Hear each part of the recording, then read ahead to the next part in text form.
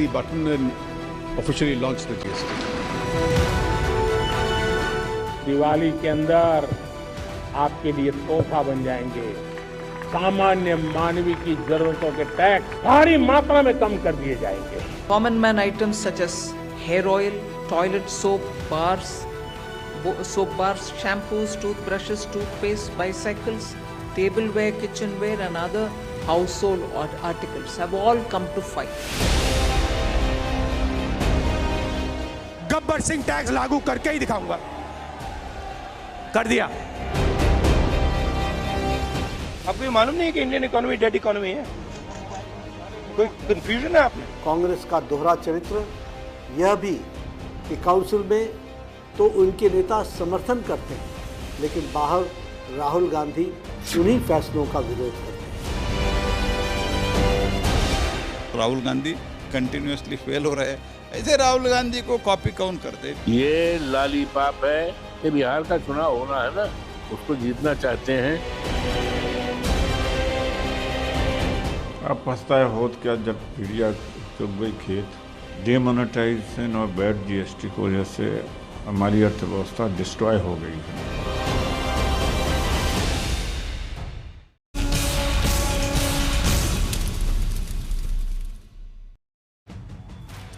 नमस्कार, आप देख रहे हैं आज तक आपके साथ मैं हूं अंजना ओम कश्यप और आप हमारी ये विशेष पेशकश हल्ला बोल का विशेष एपिसोड आज वाणिज्य भवन नई दिल्ली से देख रहे हैं, क्योंकि जीएसटी स्लैब में बदलाव करके उपभोक्ताओं को, नागरिकों को जो राहत देने की कोशिश है सरकार की, उसको लेकर पूरे देश में एक चर्चा छिड़ गई है। और इसीलिए वाणिज्य भवन में आकर हमने वाणिज्य और उद्योग मंत्री पीयूष गोयल जी का इंटरव्यू किया है, जिन्होंने बड़ी बातें कही है। वो बड़ी बातें आपको बताएंगे। अमेरिका से टैरिफ को लेकर भी उन्होंने बहुत बड़ी खबर हमें दी है, लेकिन उससे पहले आइए आपको अपनी ये रिपोर्ट दिखाते हैं, क्योंकि बीते दिन वित्त मंत्रालय की तरफ से जब वित्त मंत्री निर्मला सीतारमण सामने आई तो उन्होंने ये बताया कि अब 4 नहीं 2 स्लैब होगा मोटे तौर पर, और ज्यादातर चीजें जो है वो सस्ती हो रही हैं। हाँ, कुछ जो लग्जरी गुड्स है, तंबाकू और ऐसी चीजें, वो जरूर 40% टैक्स में जा रही है, लेकिन रोजमर्रा के खाने पीने की चीजें, जो छोटी गाड़ियां हैं, एसी, टीवी, फ्रिज, तमाम कपड़े, इन सब चीजों पर कीमतें घट रही है। 33 जीवन रक्षक दवाओं की पर तो जीएसटी 0 कर दिया गया है। इसी के साथ साथ उन्होंने ये भी जानकारी दी कि कैसे आने वाले वक्त में और पढ़ाई शिक्षा से ली हुई कॉपियां, पेंसिल, इन सब पर 0 टैक्स कर दिया गया है। तो इन सब पर हम चर्चा करेंगे, लेकिन दूसरी तरफ एक सियासत भी छिड़ गई है। अब देखिए सियासत के रंग कितने अजीब होते हैं, क्योंकि अब इस पर विपक्ष का ये कहना है कि भाई ये आइडिया तो पहले ही राहुल गांधी ने दिया था। अब उनका एक पुराना पोस्ट सामने रखकर कांग्रेस पार्टी ये दावा कर रही है, श्रेय ले रही है। तो एक क्रेडिट वॉर जीएसटी के जरिए जो राहत आम आदमी को दी जा रही है, उस पर एक क्रेडिट वॉर, इस वक्त क्रेडिट का युद्ध छिड़ गया है कि नहीं भाई हमने किया, इसका श्रेय हमें मिलना चाहिए, नहीं हमें मिलना चाहिए। सरकार की तरफ से वाणिज्य मंत्री ने क्या कहा है वो भी हम आपको दिखाएंगे। सुधांशु त्रिवेदी जी हमारे साथ जुड़ेंगे, हमारे साथ कांग्रेस पार्टी की भी तरफ से राष्ट्रीय प्रवक्ता जुड़ेंगे। लेकिन इससे पहले कि हम चर्चा की शुरुआत करें, ये रिपोर्ट देखिए और देखिए इतनी बड़ी राहत आज जनता के लिए, त्योहारों के पहले उनके लिए बहुत बड़ा ये जिसको कहते हैं खास तौर पर दशहरा हो, दिवाली हो, उससे पहले धूम है। तो इसी के साथ साथ क्रेडिट लेने का भी एक युद्ध चल पड़ा है।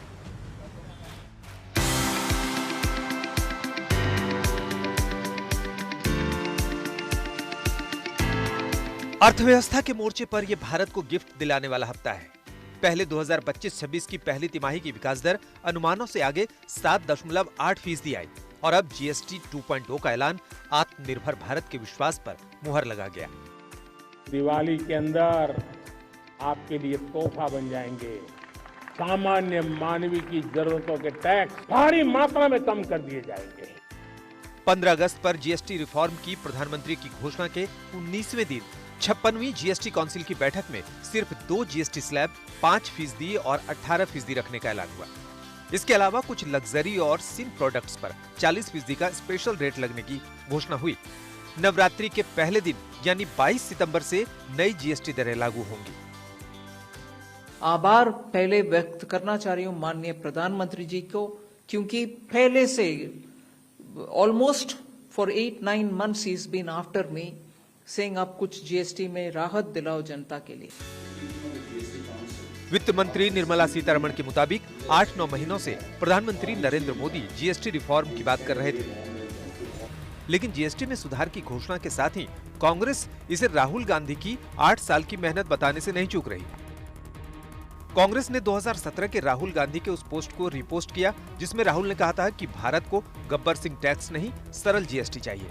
उस पोस्ट में राहुल 18% सीमा के साथ एक जीएसटी रेट की वकालत भी कर रहे थे। कांग्रेस की सुप्रिया श्रीनेत राहुल के ऐसे ही पुराने पोस्ट पर लिख रही हैं कि सरकार तुम्हारी सिस्टम हमारा। अब कांग्रेस समेत विपक्ष के नेता इस बात पर हल्ला बोल रहे हैं कि 2017 में आधी अधूरी जीएसटी क्यों लगाई थी। हालांकि सरकार का कैंप इसे सही समय पर सही फैसला बता रहा है। 2017 में ये सिस्टम लागू किया गया था, तब उस समय की सोच थी कि ट्रांजिशन के लिए जो भी अभी उस समय जो भी टैक्सेस थे उनको इसी सिस्टम में ले आया जाए जिससे से कम उथल पुथल हो। क्योंकि आपको याद रखना चाहिए कि एक पूरी तरह से एक नया अगर कोई टैक्स व्यवस्था लागू किया जाता है तो उसमें कम से कम उथल पुथल होना चाहिए। तो हम लोगों ने उसी लिए बिना बहुत ज्यादा बदलाव के पुराने सिस्टम के ही टैक्स स्लैब्स को इस नए सिस्टम में लाया। उसके बाद कुछ साल लगे इसको स्टेबलाइज होने में। उसके बाद हम लोगों ने छोटे छोटे बदलाव किए थे। ऐसा नहीं है कि कोई टैक्स स्लैब बदले नहीं गए, इतने सालों में बहुत सारे बदलाव आए हैं। लेकिन अब लगा कि हम लोगों को पूरा सिस्टम अब स्टेबल है, अब एक बड़ा बदलाव किया जा सकता है। वैसे जीएसटी पर यह फैसला ऐसे समय में हुआ है जब सामने बिहार का चुनाव है और 50% अमेरिकी टैरिफ की मार है। इसलिए जहां कुछ लोगों द्वारा जीएसटी रिफॉर्म को मजबूरी का कदम बताने की कोशिश हो रही है, तो उधर विपक्ष अभी भी जीएसटी रिफॉर्म से संतुष्ट नहीं है। ये लॉलीपॉप है, ये बिहार का चुनाव होना है ना, तो उसी चुनाव को लाइट में रखकर सामने रख करके उसको जीतना चाहते हैं। अगर स्टेट्स पिट रहे हैं तो फिर कैसे होगा बताइए। उनको कंपनसेशन दीजिए ना फिर आप स्टेट्स को, या फिर स्टेट्स को आप सेस में लाइए, सेस भी दीजिए स्टेट्स को। आप सेस नहीं देते आप, नहीं हम वेलकम नहीं कर सकते क्योंकि स्टेट्स की हालत बड़ी खस्ता हो जाएगी। स्टेट्स के फाइनेंसेस पे, रेवेन्यूज पे बहुत बड़ा असर पड़ेगा और सरकार उनको कंपनसेशन क्यों नहीं देती। फिर जीएसटी कम होने को लेकर क्रेडिट लेने, साथ ही टैरिफ जैसे मसलों पर सरकार को घेरने की विपक्ष की कोशिशों के बीच एनडीए इसे मोदी सरकार के कामकाज की कामयाबी बता रहा है।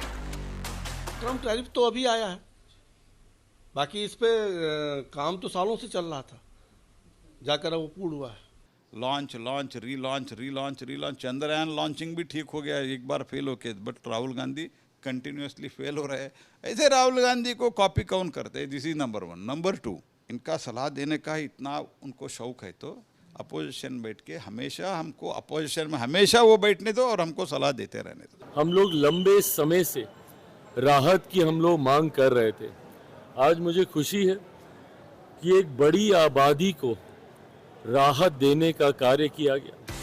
जीएसटी पर सियासत के बीच इस सच्चाई से कोई इनकार नहीं कर सकता कि नई जीएसटी दरें हर आम खास की जिंदगी के टैक्स बोझ को घटाएंगी। आज तक ब्यूरो।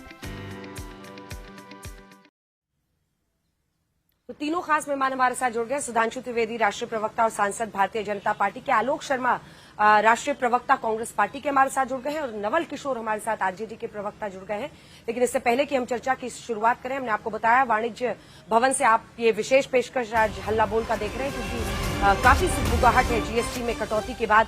और हमने बातचीत की है वाणिज्य और उद्योग मंत्री पीयूष गोयल साहब से, और पीयूष गोयल जी का ये कहना है, उन्होंने 3 बड़ी बातें कही आज तक के सामने। एक तो उन्होंने कहा कि ये जीएसटी के जरिए एक बहुत बड़ी राहत मिलेगी, उपभोक्ता बाजार है भारत, ऐसे में खरीदारी में इजाफा होगा तो रेवेन्यू का कोई लॉस नहीं होगा, ऐसा वो दावा कर रहे हैं। इसी के साथ साथ उनका ये कहना है कि आने वाले वक्त में बहुत तेजी से हम तीसरी सबसे बड़ी अर्थव्यवस्था बनने के लिए आगे बढ़ रहे हैं। दूसरी बड़ी खबर जो आज तक को पीयूष गोयल वाणिज्य मंत्री ने दी है, वो कह रहे हैं कि अमेरिका हमारा घनिष्ठ मित्र है, टैरिफ को लेकर और ट्रेड एग्रीमेंट को लेकर हमारी बातचीत हो रही है, और हम ये उम्मीद कर रहे हैं कि इस साल के अंत तक कम से कम एक शुरुआती तौर पर इस बायलैटरल ट्रेड एग्रीमेंट में एक शुरुआती हमारी समझ बन जाएगी और बायलैटरल ट्रेड एग्रीमेंट पर कुछ ठोस हो जाएगा भारत और अमेरिका के बीच में।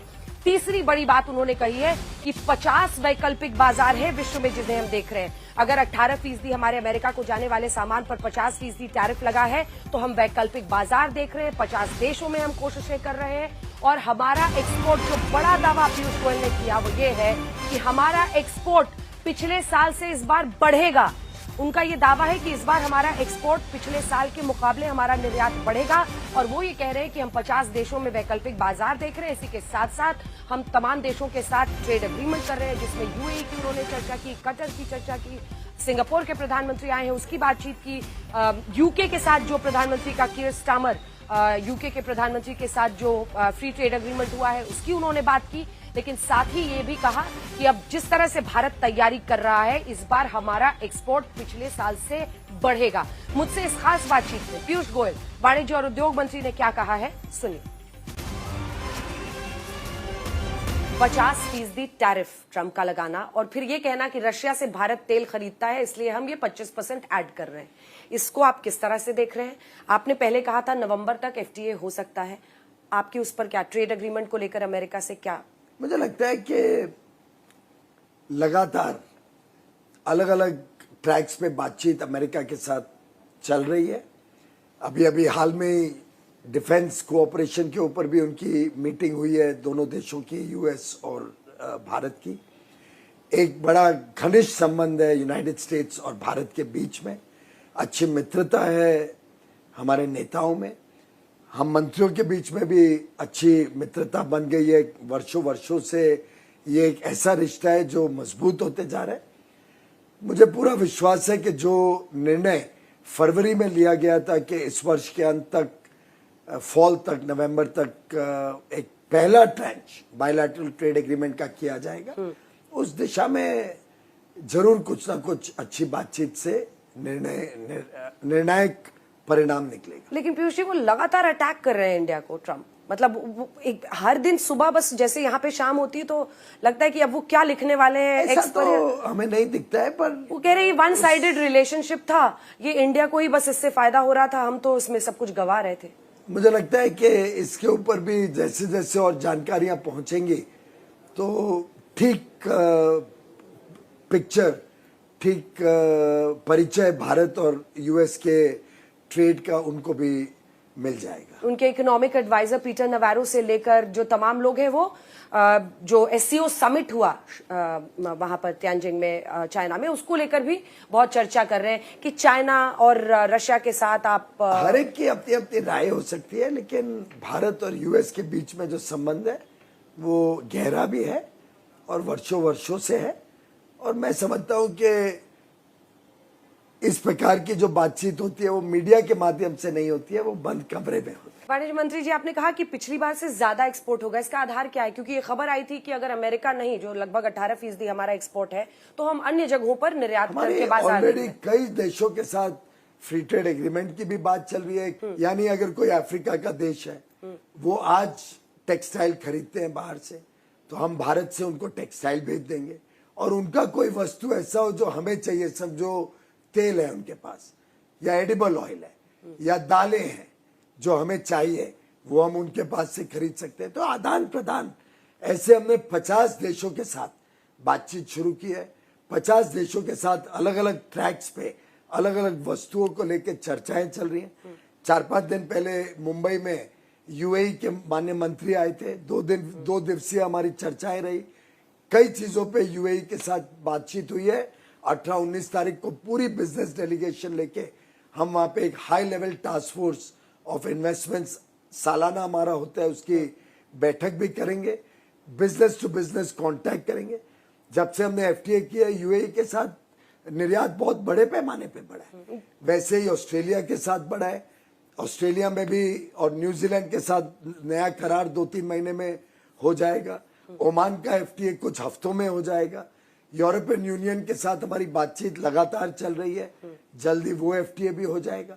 तो एक प्रकार से देश दुनिया में के साथ अपने व्यापारिक संबंध बढ़ा रहा है। अर्थव्यवस्था की हालत याद करिए, 2014 में कांग्रेस क्या छोड़ के गई थी और कैसे मोदी जी ने 10 वर्ष परिश्रम करके एक फ्रैजाइल 5 इकोनॉमी को विश्व की सबसे तेज गति से बढ़ने वाली मजबूत अर्थव्यवस्था बनाया। 2 साल बाद हम विश्व की तीसरी सबसे बड़ी अर्थव्यवस्था बन जाएंगे। तो ये एक पूरा कैलिब्रेटेड मैनर में समय के अनुकूल बदलाव किए गए और आज ही सही समय था और सही समय पे सही कदम उठाकर, जिससे राज्यों को भी कोई नुकसान नहीं हो देश की अर्थव्यवस्था और तेज गति प्राप्त करे, लोगों को राहत मिले, लोगों को सामान्य वस्तुओं सस्ती करने का एक माध्यम बने। और मैं समझता हूं ये इतना ऐतिहासिक कदम है और इससे इतनी राहत मिलेगी, इतना डिमांड बूस्ट होगा कि मैं इसको एक अंग्रेजी में शीर्षक देता हूं, virtuous cycle of growth. Bharat की अर्थव्यवस्था का जो बढ़ाव है, जो वृद्धि है, उसके लिए ये एक मील का पत्थर साबित हो। क्या ये टैरिफ इस जीएसटी रिलैक्सेशन या टैक्स रैशनलाइजेशन के पीछे की वजह थी, ट्रिगर था? पहली बात तो आप समझ सकते हैं कि इतना बड़ा जो बदलाव हुआ है, इतना व्यापक जो जीएसटी में लोगों को राहत दी गई है, ये कोई एक दिन, 4 दिन, 4 हफ्तों का काम नहीं है। ये तो 1 वर्ष से ऊपर ग्रुप ऑफ सेक्रेटरीज, हर राज्य के साथ सलाह मशुरा करना, ग्रुप ऑफ मिनिस्टर्स अलग अलग सब्जेक्ट पे, रेट रैशनलाइजेशन पे, प्रोसेस सिंप्लीफिकेशन पे, लोगों ने 1.5 साल इस पे काम किया। बिफोर टैरिफ्स आज से 1.5 साल पहले से काम शुरू हुआ, इलेक्शन के भी पहले से काम शुरू हुआ। तो ये कोई ओवरनाइट नहीं होता है। प्रधानमंत्री मोदी जी दूरदृष्टि से अपना काम करते हैं, बहुत आगे की सोचते हैं और ये काम उन्होंने शुरू कर दिया था ध्यान में रखते हुए कि लगभग अक्टूबर-नवंबर तक जो जीएसटी कॉम्पेंसेशन देना था वो पूरा हो जाएगा और हमारे हाथ में एक संभावना बनेगी कि हम जनता को राहत बड़े पैमाने पे दे पाएंगे। और उनके मार्गदर्शन में काम काफी समय से चल रहा था और लगभग एक प्रकार से समय अनुकूल है, क्योंकि इससे एक डोमेस्टिक डिमांड में जब उछाल आएगा तो जो अगर कोई इम्पैक्ट हमारे एक्सपोर्ट में हो, वैसे तो मैं मानता हूं इस साल का एक्सपोर्ट पिछले वर्ष से ज्यादा होगा। चर्चा की शुरुआत करते हैं। सुधांशु त्रिवेदी जी हमारे साथ है। राहुल गांधी के भी सवाल पर हमने पूछा था, क्योंकि कांग्रेस पार्टी तो कह रही है कि राहुल गांधी ने बहुत पहले ये सुझाव दिया था और क्रेडिट वॉर, एक क्रेडिट का युद्ध छिड़ गया है, तो उस पर भी जो पीयूष गोयल जी ने जवाब दिया है वो हम अपने दर्शकों को सुनाएंगे।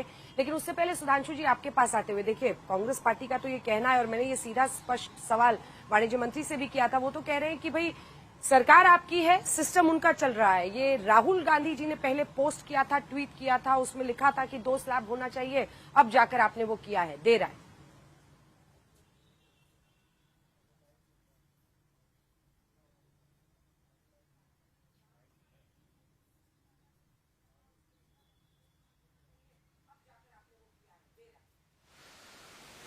देखिए अंजना जी, सुधांशु जी आवाज सरकारें कई प्रकार के कार्य करती हैं। हमारी सरकार ने 3 प्रकार के कार्य किए हैं। पहला कार्य यह था जो पिछली सरकारें भी कर रही थी और हमने भी किया, तो हमने बहुत बेहतर ढंग से किया, बहुत अच्छे स्केल पे किया, जैसे सड़क बनवाना, पुल बनवाना, रेलवे का इलेक्ट्रिफिकेशन वगैरह वगैरह, दूसरी तरीके की चीजें। और दूसरे कार्य वो होते हैं जो पिछली सरकारें सोचती रही पर कर नहीं पाई, जैसे जीएसटी, जैसे महिला आरक्षण विधेयक। तीसरे प्रकार के वो कार्य हैं जो सरकारों ने कहा कि हम सोचा कि ये तो कभी हो ही नहीं पाएगा, जैसे धारा 370, 35 और राम मंदिर, तो हमने सब करके दिखाया। ये दूसरी कैटेगरी का काम है जो उन्होंने सोचा मगर कर नहीं पाए।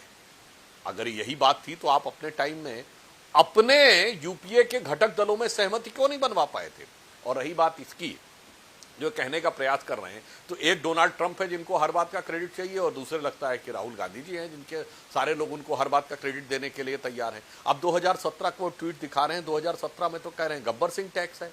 अच्छा ये बताइए, वो गब्बर सिंह टैक्स है और उसके बाद अब ये गब्बर सिंह बकरी का बच्चा हो गया। शोले में एक डायलॉग है ना, गब्बर सिंह कोई बकरी का बच्चा तो है नहीं जिसको कि बार दौड़ेंगे और पकड़ लेंगे। तो मेरे भाई 2 स्लैब चेंज होने से गब्बर सिंह बकरी का बच्चा कैसे हो गया? या तो गब्बर सिंह गलत था या अब गलत है। मगर क्या बताएं, ये वो राजशाही मनोवृत्ति का प्रतीक है। जैसे राजा होते थे ना, शहंशाह आलम, बादशाह आलम होते थे, जो कह दिया बस वो फाइनल है, सब कुछ उन्हीं का सही है, ये भी सही है तो उनका है, वो भी है तो उनका है। उस मानसिकता के कारण है। आज ईमानदारी की बात यह भी पीयूष गोयल जी जो बोल रहे थे, भारत की अर्थव्यवस्था आज एक नए मुकाम की तरफ है। मैं दर्शकों से यह कहना चाहता हूं कि WTO आया था 1995 में और लोगों को आशंकाएं थी कि भारत को इसका नुकसान होगा, हम उसके लाभार्थी बन के उभरे। जो सेकंड स्टेज इकोनॉमिक रिफॉर्म्स आए अटल जी के दौर में, infrastructure project, national highway development project से लेके टेलीकॉम का जो रिवोल्यूशन आया, आज WTO के अप्रासंगिक होने की शुरुआत है जो अमेरिका ने किया है। अब FTAs का दौर आ रहा है, फ्री ट्रेड एग्रीमेंट, हमने यूएई के साथ, ऑस्ट्रेलिया के साथ, ब्रिटेन के साथ किया है। यूरोपियन यूनियन हमसे करने में इच्छुक है। मेरा पूर्ण विश्वास है कि इस एफटीए के दौर में भारत और शक्तिशाली होकर निकलेगा। और मोदी जी ने जो रिफॉर्म्स किए वो स्टेप बाय स्टेप किए। मुझे लगता है कांग्रेस वाले लोग राहुल जी की जो जितनी भी बौद्धिक क्षमता उससे नहीं समझ सकते। याद करिए 2014 में सबसे पहले उन्होंने क्या कहा, जनधन अकाउंट्स, पहले अकाउंट्स खुलवाए। उसके बाद लोगों ने कहा अकाउंट में पैसा कहां से आएगा, उनके ध्यान में था डीबीटी। डीबीटी के बाद जैम आया, जनधन आधार और मोबाइल। उसके बाद डिजिटल कनेक्टिविटी आई, उसके बाद डिजिटल ट्रांजैक्शन आया। आज यूपीआई वीजा से अधिक ट्रांजैक्शन करने वाला दुनिया का नंबर 1 का प्लेटफॉर्म बन गया। हम डिजिटल ट्रांजैक्शन में आगे, वो तो अलग है। उसके बाद आप आइए, जो जो भारत की अर्थव्यवस्था सुदृढ़ हुई, हम 5वीं बड़ी अर्थव्यवस्था बने। उसके बाद इनकम टैक्स में इतनी बड़ी छूट दी, यानी उस समय आप अंजना जी याद करिए, टीवी बैठ के लोग कह रहे थे 10 लाख तक छूट मिल जाए तो बहुत बड़ी बात होगी, और 12 लाख छूट दिया। उसी प्रकार जीएसटी उस समय ट्रांजिशन के दौर में था। भिन्न भिन्न राज्यों के भिन्न भिन्न कर थे, उनके टैक्सेस के साथ एक बार शुरुआत ऐसी थी कि उनको उसी ढांचे के अनुरूप ढलने दिया जाए। तो एक बार जब सामंजस्य आ जाए तब उसको एक सामान्य, एक सहज राष्ट्रीय एक पैटर्न के ऊपर लाने का प्रयास किया जाए। अब ये उनके नहीं समझ में आएगा, उनको तो लगता है कि जो हम कह रहे हैं वही ठीक है। तो मोदी जी ने स्टेप बाय स्टेप किया है। 2017 में राज्यों के जो डिफरेंट टैरिफ थे, डिफरेंट टैक्सेस थे, जो अन्य प्रकार के थे, उनको एक समान दृष्टि में लाने के लिए उनको ज्यादा बेहतर विकल्प देने थे, और अब चीजें आई हैं। तो मुझे लगता है, खैर वैसे भी मैं कहना चाहूंगा, अगर आप तारीफ भी करना चाहें तो मैं आपका शुक्रगुजार हूं, क्योंकि कहा गया तुलसी अपने राम को रीझ भजे चाहे खींच, खेत पड़े पर जाम है उल्टा सुल्टा बीज। तो रीझ के ना सही, खींच के ही प्रशंसा करिए तो भी हमें स्वीकार है। जी चलिए अब आलोक जी से सवाल पूछती हूँ। सिराज जी सांसद जी, आलोक जी आपके पास आते हुए, देखिए वाणिज्य मंत्री का मैंने इंटरव्यू भी किया, वो यही कह रहे हैं कि अगर एक ऐसे वक्त पर हम ये कर रहे हैं जब हमारी जीडीपी 7.5 के पार है, 7.8% है, महंगाई दर 1.55% है, एसबीआई का ये प्रोजेक्शन है कि लगभग 1.25 करोड़ से भी ऊपर 1.25 लाख करोड़ से ज्यादा खपत बढ़ेगी। जेफरीज का ये अनुमान है कि 2 लाख करोड़ से ज्यादा की खपत बढ़ सकती है। तो इससे और भी बॉयंसी हमारी अर्थव्यवस्था को मिलेगी। क्या खुले दिल से कांग्रेस पार्टी इस बात का स्वागत करती है? अब ये सच है कि 2 स्लैब की बात और 4 स्लैब की बात, और उस वक्त सरलीकरण इसका कैसा हो, इसको एक बड़ा मुद्दा बनाया गया था विपक्ष की तरफ से। आलोक जी, देखिए, मुझे लगता है कि आज गब्बर सिंह टैक्स पर सरकार ने कांग्रेस पार्टी की और राहुल गांधी जी की जो सलाह थी उसको माना, लेकिन बहुत देर कर दी। एक कहावत है कि 900 चूहे खा के हज को चली बिल्ली। आज 1.25 लाख करोड़ के करीब लोगों का मिडिल क्लास और गरीब की जेब काट के और कॉर्पोरेट हाउसेस के 14-15 लाख करोड़ रुपया माफ करके आज ये हितैषी बनते घूम रहे हैं। अरे भाई, आप लोगों को तो थोड़ी सी लज्जा आनी चाहिए। बुक्स पर, नोटबुक्स पर, पेंसिल पर, इरेजर पर, कफन पर, ट्रैक्टर के आइटम पर, पूजा के सामान पर, दूध पर, दही पर आपने तो कुछ भी नहीं छोड़ा था। मतलब किसान को भी नहीं छोड़ा था। गरीब बच्चे के मुंह से आपने निवाला छीन लिया था। आज आप बड़ी बड़ी बातें कर रहे हैं। दुर्भाग्य यह है कि इतनी बड़ी लूट और टैक्स टेररिज्म के बाद आज ये मजबूरी में ऐसा कर रहे हैं। ग्रोथ रेट की हालत खराब है। परचेजिंग पावर पैरिटी इंडेक्स किस तरह से डाउन जा रहा है। देश के ऊपर कर्जा बढ़ रहा है। डोमेस्टिक सेविंग्स घटती चली जा रही हैं। बेरोजगारी लगातार बढ़ रही है। लाखों केस ट्राइब्यूनल्स में जीएसटी के पड़े हुए हैं। इनकम की इनइक्वालिटी लगातार बढ़ती चली जा रही है और वेजेस स्टैग्नेशन है। रुपया डॉलर की तुलना में पिछले 10 दिन में लगातार गिर रहा है। कहां पर पहुंच गया है वो तो मोदी जी बेहतर बता सकते हैं, उनकी साख उससे जुड़ी हुई है। दुर्भाग्य यह है कि जब हमने कहा था कि 1 नेशन 1 टैक्स होना चाहिए तो इन्होंने 1 नेशन 9 टैक्स लगाए। सेस पूरा खा गई ये सरकार, राज्यों को सेस का हिस्सा नहीं दिया। दुर्भाग्य यह है कि जिस तरह से जीएसटी पर पहले कहते थे कि विपक्ष की सरकारें नहीं बोलती, अब यह सिद्ध हो गया कि जीएसटी के ऊपर पूर्णतया, क्योंकि 33% शेयर जो है वो केंद्र सरकार का होता है, पूरा बीजेपी का कंट्रोल था। जब तक लूटना था, जब तक लूटा, और आज कह रहे हैं साहब अब हमें वाही दे दीजिए। दुर्भाग्यपूर्ण है कि 64% जीएसटी गरीब व मिडिल क्लास से ही आता था। देखिए 18 और 28% में लगभग 70% आइटम थे। दुर्भाग्य यह है कि अभी भी आगे का कुछ नहीं सोचा है इन्होंने। अरे भाई, छोटे राज्य हिमाचल, उत्तराखंड, अरुणाचल प्रदेश, ये सब मारे जाएंगे। कैसे मारे जाएंगे? अगर सेंटर का जीएसटी कलेक्शन कम होगा तो उनका शेयर कम जाएगा। उनका शेयर अगर कम जाएगा, आपने तो एक तरफा फैसला लिया है, क्या आप प्रोसेस को सिंप्लीफाई करेंगे? क्या आप बेनिफिट को कंज्यूमर तक पहुंचाएंगे? क्या जो 17 से 18% सेस के रूप में जो टैक्स कलेक्शन जीएसटी के माध्यम से होता है, क्या केंद्र उसको कम करेगा? क्या उसको राज्यों को ट्रांसफर करेगा? और जो 40% का आप सेस लेकर आए हैं तंबाकू वगैरह पर, क्या उसका जो सेस लगेगा, जो स्पेशल टैक्स की कैटेगरी में रखा है, क्या उसको आप राज्यों को देंगे? क्या अगले 5 साल तक आप कोई स्पेशल पैकेज बेस ईयर 24-25 को मानकर क्या राज्यों की अर्थव्यवस्था को मजबूत करने के लिए कोई काम करेंगे? अभी तक कोई क्लैरिटी नहीं है। बस बिहार का चुनाव आ गया, हमें वोट दे दो, हमें वोट दे दो, इसके आगे कुछ नहीं है। 900 चूहे खाकर बिल्ली हज को चली। अभी इनकम टैक्स की बात कर रहे थे कि साहब इनकम टैक्स, अरे भाई पहला देश है। सुधांशु जी, इसका आप एक जवाब दीजिए, फिर मैं जाऊंगी नवल किशोर जी के पास। 3 बड़ी बातें आलोक जी कह रहे हैं। एक तो वो कह रहे हैं कि जो राज्यों को, छोटे राज्यों को खास तौर पर रेवेन्यू लॉस होगा, उसको लेकर उनका कहना है कि उसके लिए आप क्या कर रहे हैं, आगे का प्लान क्या है। वो कह रहे हैं बिहार का चुनाव आया है, अब वोट मांगने निकल गए हैं जीएसटी को लेकर, जीएसटी में राहत देकर। देखिए, मैं बात विनम्रता से कहना चाहता हूं, कांग्रेस पार्टी को सरेआम झूठ नहीं बोलना चाहिए। मैं दर्शकों को स्पष्ट करना चाहता हूं, जीएसटी काउंसिल में निर्णय बहुमत के आधार पर नहीं होता है। जीएसटी काउंसिल में निर्णय सर्वसम्मत से होता है और वो उचित भी है। अन्यथा कल के दिन कोई कहेगा कि जिस पार्टी का राज्यों में बहुमत है उसने अपना निर्णय दूसरों पर थोप दिया। 100% झूठ बोल रहे हैं कांग्रेस के लोग इस समय। 2017-18 में भी हुआ था और उस समय सदन के पटल पर, मुझे 19 में याद है, आप झूठ बोल रहे हैं। सर अपने टर्न पे बोलिए। काहे आप बीच में बिलबिलाए जा रहे हैं भाई? अरे भाई बिलबिला क्यों रहे हैं? अपने टर्न का इंतजार करिए ना। इतना क्या आप दोनों से मेरा निवेदन है, क्योंकि मैं भी आज तीसरी जगह पर हूँ, वाणिज्य भवन से बुलेटिन कर रही हूँ, तो आप दोनों से मेरा ये निवेदन है, अपनी अपनी बारी में बोलें और उन्हीं की आवाज उठाएं जो बोल रहे हैं। उसके बाद सुधांशु जी पूरा कीजिए, फिर मुझे नवल जी के पास भी जाना है। अब देखिए जैसे कितना आपके अंदर बिलबिलत तो दिखने लगा जैसे ही मैंने एक बात बोली। जीएसटी काउंसिल में सब कुछ सर्वसम्मति से होता है। नंबर 2, इसीलिए यह जरूरी है क्योंकि सारे लोग एक साथ मिलकर आए। 2019-20 में वित्त मंत्री ने फ्लोर ऑफ द हाउस के ऊपर कांग्रेस के वित्त मंत्रियों के स्टैंड दिखाए थे।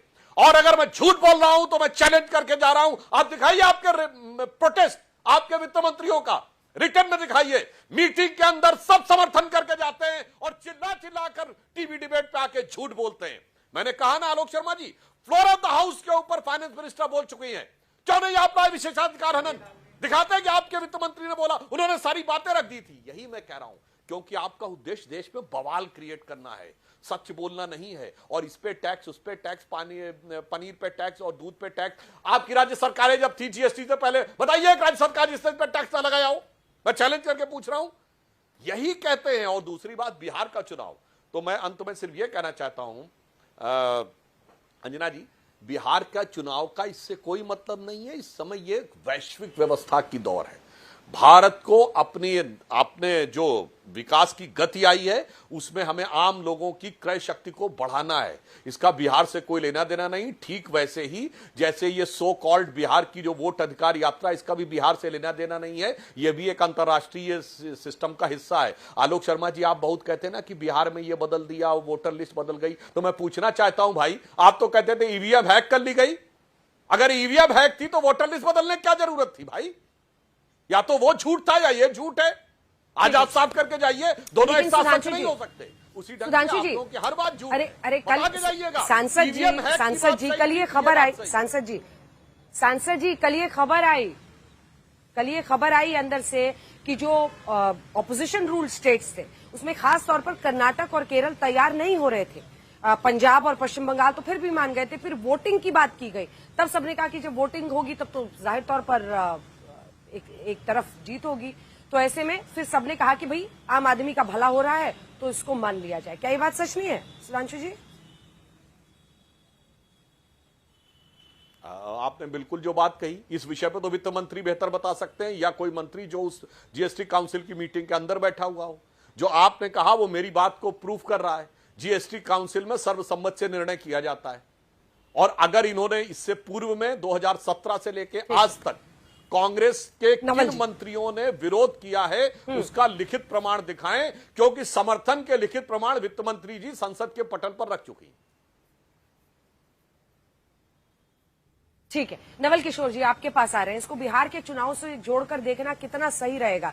प्रधानमंत्री ने 15 अगस्त पर भी लाल किले के प्राचीर से इस बात की मतलब एक तरह से उन्होंने कह दिया था कि दिवाली के पहले जीएसटी को लेकर हम बड़ा बदलाव करने वाले। 1-1.5 साल, वाणिज्य मंत्री मुझे कह रहे हैं कि 1-1.5 साल पहले लगभग काम इस पर शुरू हो गया था कि कैसे, जिसे वो गब्बर सिंह टैक्स कहती थी कांग्रेस पार्टी पहले, उसको कैसे गुड एंड सिंपल टैक्स बनाना है। तो क्या अब आप लोगों की नजर में ये गुड एंड सिंपल टैक्स बना है? क्योंकि राहत तो मिल रहा है ना भाई, आम आदमी को हर चीज सस्ता होता हुआ दिख रहा है।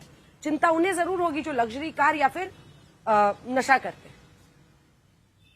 देखिए अंजना जी, 9 साल शोषण करने के बाद अगर इसको मास्टर स्ट्रोक कहा जाए, एक आ रही आवाज मेरी? आ रही आवाज आ रही है, बोलिए बोलिए। मैं कह रहा हूँ कि 9 साल शोषण करने के बाद जीएसटी के माध्यम से अगर इसको मास्टर स्ट्रोक कहा जा रहा है तो जरूर कुछ ना कुछ इसका इंटरेस्ट है, और इंटरेस्ट बिहार से लेना देना है। उसके उदाहरण भी है। आप देख सकते हैं कि पिछले 3 महीने में बिहार सरकार ने कई सारे फैसले लिए हैं जो विपक्ष की घोषणाओं के बाद लिए गए हैं। वो 400 चल रहा था पिछले 17-18 साल से, उसको 400 से बढ़ाकर 1100 कर दिया गया है। अभी महिलाओं के लिए 10,000 का पैकेज दे रहा है। जब हम लोग बोल रहे हैं कि महिलाओं को माई बहन योजना के तहत 2500 रुपया देंगे, उन घोषणाओं को देकर इन्होंने महिलाओं के लिए घोषणा की है। तो ये जो बेचैनी है वो तो दिख रही है, और एसआईआर तो बिल्कुल बेचैन कर दिया है भारतीय जनता पार्टी को। तो जो बिहार सरकार कर रही है, जो डबल इंजन सरकार, जो कि दोनों खटारा साबित हुई थी बिहार में, क्योंकि बिहार में बेरोजगारी, पलायन, जीरो निवेश, ये तमाम तरह की जो परेशानियां हैं, नौकरी से लेकर सारी चीज, तो उसको अभी जवाब मांग रहा है बिहार। तो जब बिहार जवाब मांग रहा है तो जरूर कुछ न कुछ हरकंडा अपनाएंगे। उसकी उस कड़ी में इसको भी एक देखा जा सकता है। बाकी तो जो आप बात कह रहे हैं उसका दोनों अर्थ लगाया जा सकता है। एक मजबूरी भी हो सकती है और यह जरूरी भी हो सकती है। वैश्विक परिस्थिति बोल रहे हैं सुधांशु जी, वैश्विक परिस्थिति का अगर हवाला देते हैं तो जब प्रधानमंत्री को पहलगांव में जरूरत थी तो बिहार में चुनाव प्रचार कर रहे थे, यही तो उनका सच है। तो इसलिए जो भी भारतीय जनता पार्टी कर रही है वो मात्र सत्ता पाने के लिए कर रही है, जबकि बिहार को पिछले 20 साल से वो लोग ठग रहे हैं, और ठगने के बहुत सारे नमूने वहां पर दिखाई देते हैं कि आपने बिहार में कोई भी एक फैक्ट्री नहीं लगाया, निवेश के नाम पे जीरो, कोई आईटी पॉलिसी नहीं थी, कोई खेल नीति नहीं थी, नौकरी जो 10 लाख रिक्तियों के आधार पे था उसको रोक कर आपने 17 साल रखा वहां पे। तो ये तमाम तरह का जो एंटी इनकम्बेंसी फैक्टर दिख रहा है बिहार में, उसको जीरो डाउन करने के लिए तो ये तमाम तरह के फैसले आएंगे। बाकी आप कह रहे हैं कि सुधांशु जी कह रहे हैं कि बहुत बड़ा इकोनॉमी बनने जा रहा है। जब 80 करोड़ जनता को आप 5 किलो राशन पे पोस रहे हैं तो ये कौन सा इकोनॉमी है? इकोनॉमी का कुछ तो दिखना चाहिए ना।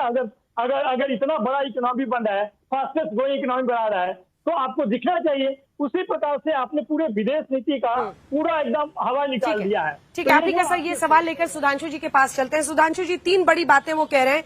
एक तो ये बताइए कि मजबूरी या जरूरी? वो ये कह रहे हैं कि ये जरूरी था आपके लिए, आपकी मजबूरी थी जिसकी वजह से आप कर रहे हैं। आपको नीतीश कुमार के 20 साल के एंटी इनकम्बेंसी को बीट करना है। भाई 20 साल से वो वहां पर मुख्यमंत्री हैं, जिसके साथ भी वो रहे हो, बीच में जीतन राम मांझी के टाइम को छोड़ दीजिए तो आपको मतलब उनकी उस एंटी इनकम्बेंसी को बीट करना है, क्योंकि उन्हीं के चेहरे के साथ आप चुनावों में जा रहे हैं। दूसरी बात जिस पर अभी तक किसी ने नहीं बोला, वाणिज्य मंत्री ने बड़ी बात कही। वो कह रहे हैं कि अमेरिका से बातचीत चल रही है और हम बायलैटरल ट्रेड एग्रीमेंट का कुछ ना कुछ एक बड़ा चंक, एक बड़ी शुरुआत इसी साल कर लेंगे। तो इस पर कितने कॉन्फिडेंट हैं आप? ये 2 अलग अलग प्रश्न हैं। पहले इस बात पर जवाब दीजिए कि क्या नीतीश कुमार की 20 साल की एंटी इनकम्बेंसी को बीट करने के लिए बिहार में आपके लिए ये जरूरी और मजबूरी थी?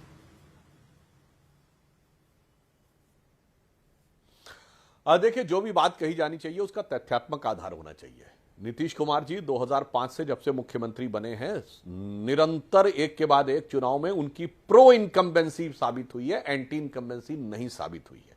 तो एंटी इनकम्बेंसी की बात करना पूरी तरीके से निराधार नजर आ रहा है। दूसरा, इस चुनाव से इस प्रक्रिया का कोई मतलब नहीं है। नवल किशोर जी प्रोफेसर हैं तो उन्हें पता होना चाहिए इस समय भारत विश्व की सभी बड़ी अर्थव्यवस्थाओं में सबसे तेज गति से बढ़ती हुई व्यवस्था, और पिछले क्वार्टर में हमारा जानते हैं कितना ग्रोथ रेट रहा, 7.8%, और महंगाई की दर कितनी रही, 1.5%। यानी महंगाई की दर विकास दर की 1/5। फिर कान खोल के सुनिए, महंगाई की दर विकास दर की 1/5, या यूं कहें महंगाई से 5 गुना तेज रफ्तार से विकास हो रहा है। और इस बात को पूरी दुनिया एक्सेप्ट कर रही है। आईएमएफ कह रहा है कि 17% भारत दुनिया की ग्रोथ में कंट्रीब्यूशन करने वाला है। तो निश्चित रूप से यदि भारत की अर्थव्यवस्था के ये स्थापित वो दिखाई, इसीलिए आजकल आप लोग थोड़ा महंगाई वाला विषय नहीं उठा पा रहे हैं। और जहां तक आप बेरोजगारी की बात आते हैं तो मई तक का जो डाटा है उसमें 20 लाख लोगों ने कर्मचारी भविष्य निधि खाते खुलवाए हैं, यानी अपना भी योगदान डाला है और कोई उनका नियोक्ता एम्प्लॉयर भी है जिसने भी डाला है, जो इसका प्रमाण है। तो आज सरकार को यह बात लगी कि यदि भारत इस रफ्तार से विकास कर रहा है तो उसका जो लाभ है वो जन सामान्य को मिलना चाहिए और उसी के साथ साथ सरलीकरण होना चाहिए। जो प्रक्रिया 2017 से लंबित थी उसको आगे जाना चाहिए। मेरे विचार से ये आर्थिक पक्ष है और इससे पहले दुर्भाग्य की बात है कि इससे पहले आर्थिक विषयों के ऊपर भाजपा और कांग्रेस में और विदेश नीति के विषयों पर काम भर की सहमति रहती थी, मगर अफसोस की बात है कि राहुल जी और सोनिया जी के दौर में आने के बाद वो भी खत्म हो गई। मैं याद दिलाना चाहता हूं, आज से ठीक 30 साल पहले की बात है जब नरसिम्हा राव की सरकार उदारीकरण का दौर लेके आई थी। मनमोहन सिंह उस समय वित्त मंत्री थे और पुराना नेहरूवियन मॉडल इकोनॉमी का ध्वस्त हो गया था, सोना गिरवी रखा गया था, 1-2 महीने में 2 बार रुपए का अवमूल्यन हुआ था। उस समय भारतीय जनता पार्टी ने राष्ट्रीय हित को ध्यान में रखते हुए उन आर्थिक नीतियों का विरोध नहीं, समर्थन किया था। हां, जिन मुद्दों पे हमें आशंका थी उस पे हमने प्रश्न उठाए थे, मगर आपकी अल्पमत की सरकार थी, इसके बावजूद आप इसीलिए उसको पास करने में सफल हुए थे क्योंकि भाजपा ने एक रचनात्मक विपक्ष की भूमिका निभाई थी। और आज आप एक विध्वंसात्मक विपक्ष की भूमिका निभाकर हर विषय पर विवाद और वितंडावाद करने का प्रयास कर रहे हैं। और आपने अमेरिका के साथ ट्रेड एग्रीमेंट को लेकर कुछ नहीं बोला सुधांशु जी? हाँ, मैं एक पॉइंट उस पे आपसे वाणिज्य मंत्री पीयूष गोयल जी बोल चुके हैं कि अभी भी ट्रेड एग्रीमेंट चल रहा है। और जो आपने बहुत अच्छा सवाल किया, हम पूर्ण आश्वस्त हैं कि ट्रेड एग्रीमेंट होगा, भारत के हितों की रक्षा करते हुए होगा।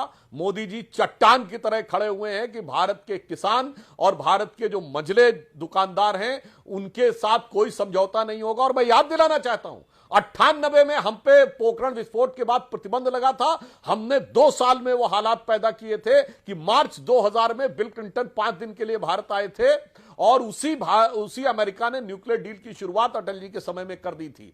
आज मोदी जी के नेतृत्व में भारत कहीं अधिक मजबूत है। हम दृढ़ता के साथ, बराबरी के साथ, कंधे से कंधा मिलाकर, हाथ मिलाकर यह ट्रेड एग्रीमेंट भी करेंगे।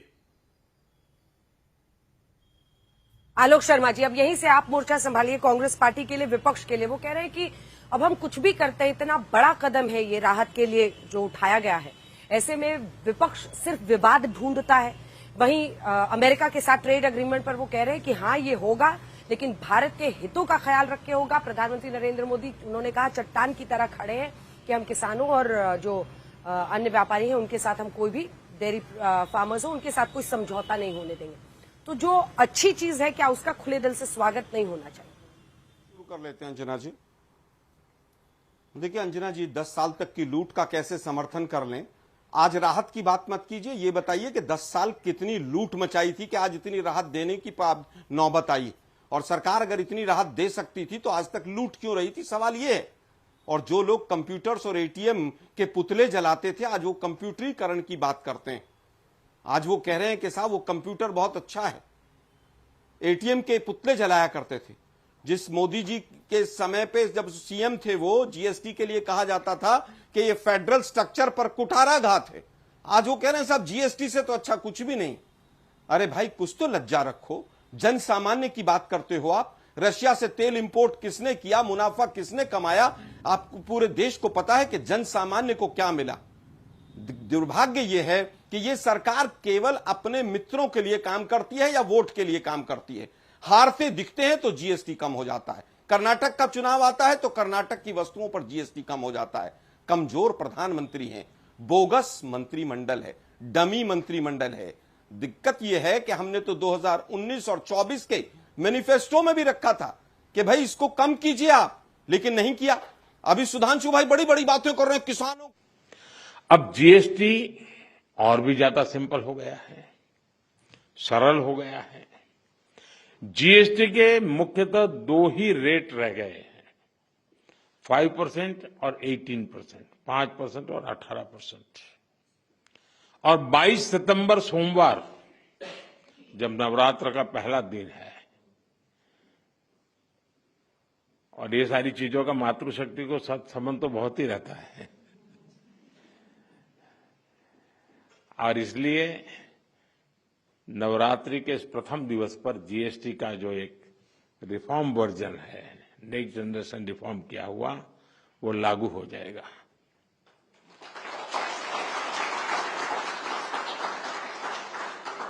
यानी नवरात्रि से ही देश के करोड़ों परिवार की जो जरूरतें हैं वो और अधिक सस्ती मिलनी शुरू हो जाएगी। इस बार धनतेरस की रौनक भी और ज्यादा रहेगी, क्योंकि दर्जनों चीजों पर टैक्स अब बहुत ही कम हो गया है। साथियों, 8 वर्ष पहले जब जीएसटी लागू हुआ तो कई दशकों का सपना साकार हुआ था। तो ये चर्चा कोई मोदी प्रधानमंत्री बना उसके बाद नहीं हुई, उसके पहले भी हो रही थी। काम नहीं होता था, चर्चा होती थी।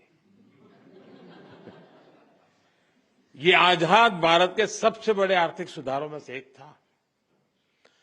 तब देश को अनेकों तरह के टैक्स के जाल से मुक्ति दिलाने का एक बहुत बड़ा काम हुआ था। अब 21वीं सदी में आगे बढ़ते भारत में जीएसटी में भी नेक्स्ट जनरेशन रिफॉर्म की आवश्यकता थी और इसको किया गया है। मीडिया के कुछ साथी इसको जीएसटी 2.0 के रूप में कह रहे हैं, लेकिन असल में ये देश के लिए सपोर्ट और ग्रोथ की डबल डोज है। डबल डोज यानी एक तरफ देश के सामान्य परिवार की बचत और दूसरी तरफ देश की अर्थव्यवस्था को नई मजबूती। नए जीएसटी रिफॉर्म से देश के हर परिवार को बहुत बड़ा फायदा होगा।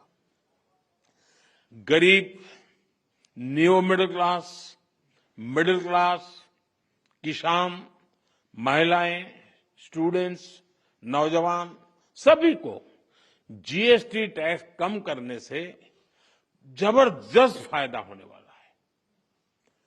पनीर से लेकर के शैम्पू साबुन तक सब कुछ पहले से कहीं सस्ता होने वाला है, और इससे आपको महीने का खर्च, रसोई का खर्च भी बहुत कम हो जाएगा।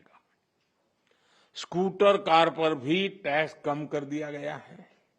इसका बहुत फायदा उन नौजवानों को होगा जो अभी अपनी नौकरी शुरू कर रहे हैं।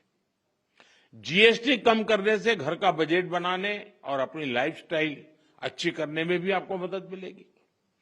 साथियों, कल जो निर्णय हुआ ये कितना सुखद है, इसका असली प्रभाव तब और पता चलेगा जब आप जीएसटी से पहले के टैक्स दरों को याद करेंगे। कभी कभी क्या होता है, पता ही नहीं रहता है कि अच्छा पहले ऐसा था, और इसलिए कभी कभी पहले की चीज याद करते तब पता चलता है यहां से यहां चले गए। अब आपके घर परिवार में भी बच्चा 70 मार्क लाता है स्कूल में आपके यहां, और 70 का 71, 72, 75 करेगा, ध्यान नहीं जाता है। लेकिन हम 99 कर लें तो तुरंत जाता है कि हर कुछ कमाल है इसने। तो मेरा कहना यही है कि साथियों, साल 2014 से पहले करीब करीब हर सामान पर उस समय की जो सरकार थी, मैं किसी सरकार की आलोचना करने के लिए नहीं यहां आया, लेकिन एक आप टीचर हैं तो कंपैरिजन आप बड़े आराम से कर सकते हो और बच्चों को बता भी सकते हो। उस समय कितनी बड़ी मात्रा में टैक्स लिया जाता था पुरानी सरकार में। 2014 में मेरे आने से पहले रसोई का सामान हो या खेती किसानी से जुड़ी चीजें हो या फिर दवाइयां और यहां तक जीवन बीमा भी, ऐसी अनेक चीजों पर कांग्रेस सरकार अलग अलग टैक्स लेती थी।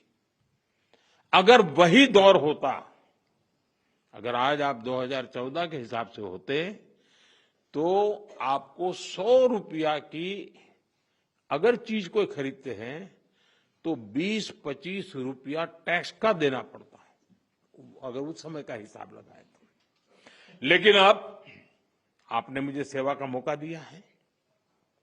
भाजपा सरकार में, एनडीए सरकार में हमारा जोर इस बात का है कि बचत कैसे ज्यादा से ज्यादा हो, परिवारों का खर्चा कम कैसे हो, और इसलिए अब जीएसटी में इतनी ज्यादा कटौती कर दी गई है।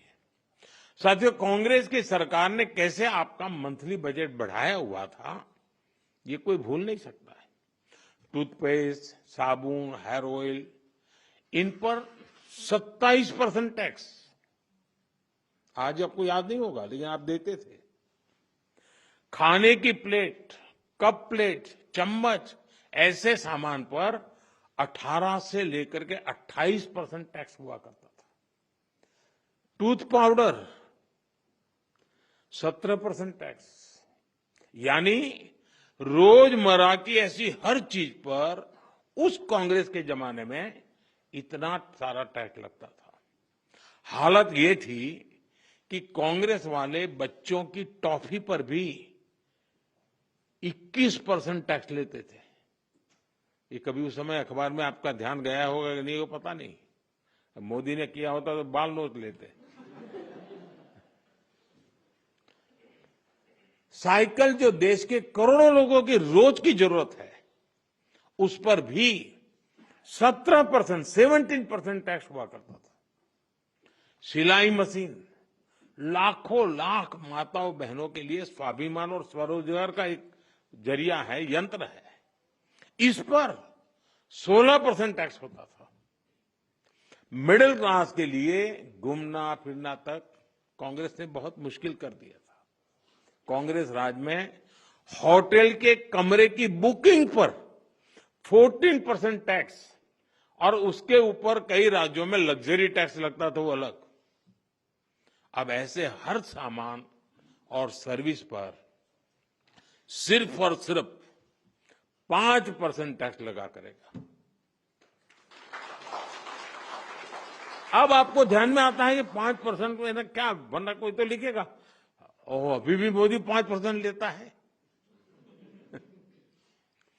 होटलों में 7,500 रुपया के कमरे के कमरों में भी 5% ही टैक्स लगने वाला है। ये काम किया है आपने, काम करने वाली सरकार चुनी, वैसी भाजपा एनडीए सरकार ने किया है। साथियों, पहले अक्सर ये शिकायत रहती थी कि भारत में इलाज बहुत महंगा था, छोटे छोटे टेस्ट तक गरीब और मिडिल क्लास की पहुंच से बाहर होता था। कारण ये था कि कांग्रेस सरकार डायग्नोस्टिक किट जो पर होती है उस पर 16% टैक्स लेती थी। हमारी सरकार ने ऐसे हर सामान पर टैक्स को सिर्फ 5% कर दिया है। साथियों, कांग्रेस के राज में घर बनाना बहुत ही महंगा काम था। क्यों? क्योंकि सीमेंट पर कांग्रेस सरकार 29% टैक्स वसूलती थी। जैसे तैसे घर बना भी लिया तो एसी और टीवी या पंखा कुछ भी लाना है वो भी महंगा हो जाता था, क्योंकि कांग्रेस सरकार ऐसे सामानों पर 31% टैक्स वसूलती थी, 31%। अब हमारी सरकार ने ऐसे हर सामान पर टैक्स को 18% कर दिया, करीब करीब आधा कर दिया है। साथियों, कांग्रेस राज में किसान भी बहुत दुखी थे। 2014 से पहले किसान की खेती लागत अधिक थी और लाभ बहुत कम था। कारण ये था कि खेती किसानी के सामान पर भी कांग्रेस सरकार बहुत अधिक टैक्स वसूलती थी। ट्रैक्टर हो या सिंचाई के उपकरण हो, हाथ के औजार हो, पंपिंग सेट्स हो, ऐसे उपकरणों पर 12 से 14% तक टैक्स लिया जाता था। अब ऐसे अनेक सामानों पर जीएसटी 0 या 5% कर दिया गया है। साथियों, विकसित भारत का एक और स्तंभ है हमारी युवा शक्ति। हमारे नौजवानों को ज्यादा रोजगार मिले, जो छोटे मोटे बिजनेस में हैं उनको आसानी हो, ये भी सुनिश्चित किया गया है। हमारे जो ऐसे सेक्टर हैं जिसमें सबसे ज्यादा लेबर लगती है, उनको जीएसटी की कम दरों से बहुत बड़ा सहारा मिलने वाला है। टेक्सटाइल हो, हैंडीक्राफ्ट हो, लेदर हो, इसमें काम करने वाले साथी, इस बिजनेस से जुड़े साथियों को बड़ी मदद मिली है। इसके साथ साथ कपड़ों और जूतों की कीमतों में भी बहुत कमी आने वाली है। हमारे स्टार्टअप्स, एमएसएमई, छोटे व्यापारी, कारोबारियों के लिए टैक्स तो कम हुआ ही है, साथ ही कुछ प्रक्रियाओं को भी सरल किया गया है। इससे उनकी सहूलियत और बढ़ेगी। साथियों, नौजवानों को एक और फायदा फिटनेस के सेक्टर में भी होने वाला है। जिम, सैलून, योगा जैसी सर्विसेज पर टैक्स कम किया गया है। यानी हमारा नौजवान फिट भी होगा और हिट भी होगा। और मैं आपको याद दिला दूं, सरकार आपकी फिटनेस के लिए इतना कुछ कर रही है, तो एक बात मैं बार बार कहता हूं, अब तो ऐसे लोग हैं डेली 200 लोगों से बात करते हैं आप लोग। आप लोगों को मेरी बात जरूर बताइए कि मोटापा हमारे देश के लिए बहुत चिंता का विषय है, इसलिए खाने का तेल 10% कम करने से शुरुआत करें। मोहम्मद जी, आप मेरा एम्बेसडर बन जाइए।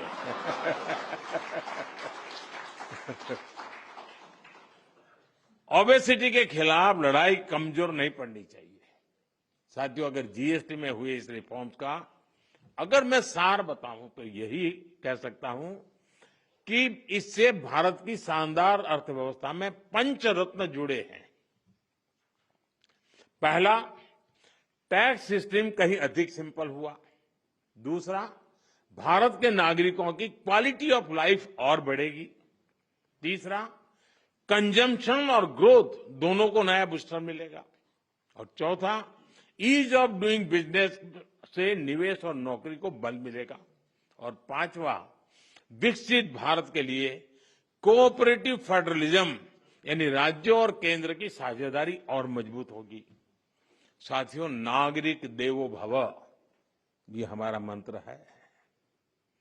इस वर्ष सिर्फ जीएसटी में ही कमी नहीं की गई, इनकम टैक्स में भी बहुत कम किया गया है।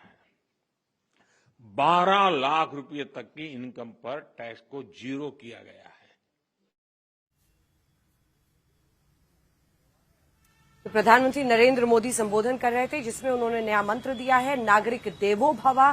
प्रधानमंत्री नरेंद्र मोदी ने कहा है कि अर्थव्यवस्था के ग्रोथ और सपोर्ट दोनों के लिए ये जीएसटी में किए गए बदलाव बहुत बड़ी राहत बनकर आ रहे हैं। इसी के साथ प्रधानमंत्री ने कहा कि मैंने लाल किले के प्राचीर से 15 अगस्त को ये देश से वादा किया था और वो वादा पूरा हो रहा है। दिवाली और छठ के पहले ये डबल बोनांसा, डबल धमाका लोगों को मिल रहा है। प्रधानमंत्री ने कहा कि हमारे युवा इससे फिट भी बनेंगे, हिट भी बनेंगे। इसी के साथ उन्होंने कांग्रेस के कार्यकाल में टॉफी से लेकर सीमेंट पर जो भारी टैक्स लगता था उन सब के आंकड़े बताते हुए ये कहा कि हमने ये इसलिए बदलाव किया है ताकि हमारी आम जनता को फायदा हो। इसी के साथ हल्ला बोल में इतना ही। देश दुनिया की बाकी खबरों के लिए आप देखते रहिए आज तक।